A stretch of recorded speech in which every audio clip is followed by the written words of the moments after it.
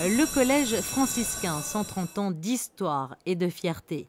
Les murs de l'établissement catholique ont abrité durant de nombreuses années les frères franciscains, bien sûr, mais aussi des milliers d'élèves de passage sur les bancs d'école.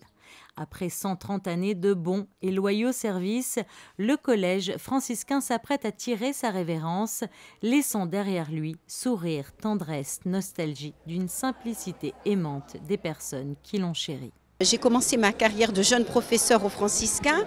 J'avais à l'époque 20 ans et j'y suis restée 14 ans. Donc pour moi, je suis effectivement très émue de revenir dans ces lieux, finalement, qui m'ont permis de débuter ma carrière. Quels sont vos plus beaux souvenirs ? Ce que j'ai aimé aux franciscains, c'est cette ambiance conviviale, familiale. On se connaissait tous, petit effectif, une très bonne ambiance. J'ai beaucoup aimé travailler sous la direction de M. Jean Pellaki, qui a toujours été très bienveillant à mon égard. J'ai eu des élèves de tous les niveaux sociaux, généralement toujours très bien élevés. Je n'ai jamais connu de stress au travail. Vraiment de petits effectifs, de bons élèves, une très bonne mentalité et surtout une très bonne pédagogie. Je suis rentré pour la première fois dans cette cour en 1953. J'étais jeune élève de 11 ans et puis j'ai fait mes études du cycle collège. Par la suite, j'ai fait évidemment les études supérieures à Aix-en-Provence et j'y suis retourné d'abord comme professeur et puis comme directeur. Vous étiez professeur de lettres. Tout à fait, de lettres classiques. Et puis les pères franciscains m'ont nommé directeur pour prendre la relève des pères franciscains qui n'avaient plus personne pour mettre à la tête de cet établissement. Alors on peut dire que vous connaissez le moindre recoin ? Tout à fait, tout à fait. On peut dire que dans ces bâtiments, j'ai vécu ma vie professionnelle et même en partie ma vie privée, puisque en tant que directeur, et surtout à l'époque il y avait encore des internes, eh bien j'avais un logement de fonction.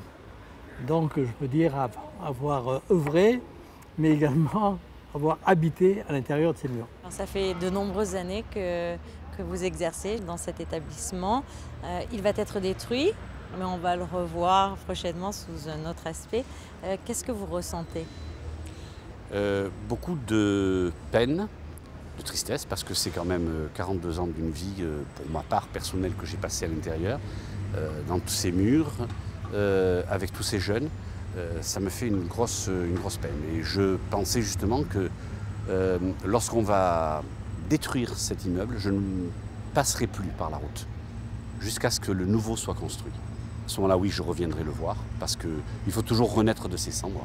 Et je crois que c'est ce que j'attendrai avec grande impatience à ce moment-là. Une fois qu'on l'aura quitté, tant qu'il sera sur pied, je passerai. Mais une fois qu'on va le raser, hors de question que je passe pour revoir ce trou. Non, ça, je ne veux pas. Entré en 1953 au Collège franciscain en classe de 6e, Gabriel Blangino vit aujourd'hui au Vietnam. De retour aux sources, il a souhaité dire une dernière fois au revoir à son collège. Comment se passaient les cours à l'époque ? Ils étaient quand même sérieux. Moi, en 6e, j'avais le père Joseph. Il avait le coup de baguette facile. Hein. Mais on apprenait l'orthographe au moins. Quels souvenirs gardez-vous de cette époque-là ? Très bons souvenirs. Les coups de règle, on les oublie, mais très bons souvenirs. Est-ce que vous trouvez que l'école a beaucoup changé ? Oui, du tout au tout. Hein. Avant, c'était intime. Je vous dis, il y avait une dizaine d'élèves, pas plus. Hein. Maintenant, je crois qu'on est monté à 200, je ne sais pas, à peu près, non ? Et qu'est-ce que vous ressentez le fait que l'école va être démolie ? Ça me fait un petit mal au cœur. Hein. C'est dommage, enfin, on ne peut pas aller contre le temps. Hein. Après 42 ans de pratique au sein de l'établissement, le surveillant général, André Peguero, a vu passer de nombreux élèves. Et si la tristesse de voir son collège baisser le rideau pour la scène finale l'envahit, ce qui rassure André Peguero, ce sont ses souvenirs, car les beaux souvenirs, eux, ne meurent jamais. Et les meilleurs souvenirs, je crois qu'en fait, ils se bousculent. Tous les jours, j'ai un bon souvenir.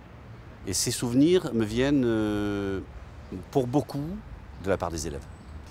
Si je fais le calcul depuis le début que je suis là, je dois avoir environ 5000 jeunes qui sont, je vais dire, passés dans mes mains. Et vous en voyez encore quelques-uns ? Actuellement, beaucoup. Et ce qui me fait très plaisir aussi quand ils reviennent, c'est que j'ai l'impression que ces jeunes reviennent avec leurs souvenirs aussi et me les remettent aussi en mémoire. Et puis je me rappelle d'une phrase justement que l'on posait des fois à mon père, qui était aussi professeur à l'époque, et qu'on lui disait « Mais monsieur Péguerot, vous avez quel âge ?» Et mon père répondait, une phrase que maintenant je me suis un petit peu appropriée, « J'ai l'âge de mes élèves ». Et si André Péguerot a gardé son âme d'enfant, il n'oublie pas non plus ses anciens élèves devenus grands aujourd'hui. Toute la joie que j'ai quand ils viennent de les revoir, d'évoquer avec eux les petites phrases du passé, les petites bribes, et puis lorsqu'ils me revoient comme ça, qu'ils me reconnaissent, pour moi c'est énorme, parce que ça veut dire eh bien qu'il y a eu quelque chose qui a communié entre nous, et ça je trouve que c'est magnifique, c'est merveilleux. Nous laisserons le mot de la fin à celui qui passa plus de la moitié de sa vie entre les murs de l'établissement, celui qui fut l'âme de ce collège durant plus de 45 ans, son ancien directeur Jean Pellacchi, qui passe à travers nous son dernier message à ses élèves des années franciscains. J'espère qu'ils ont traversé dans ces bâtiments une période heureuse de leur vie. Bon, je sais que quand on est élève, sur le moment, tout n'est pas forcément rose, et que de temps en temps on se fait convoquer dans le bureau du directeur. Mais par la suite, on embellit tout, en particulier le souvenir de son enfance et de son adolescence. Mais en tout cas, j'espère qu'au fin fond d'eux-mêmes, quelque chose est resté de ces années de collège franciscain.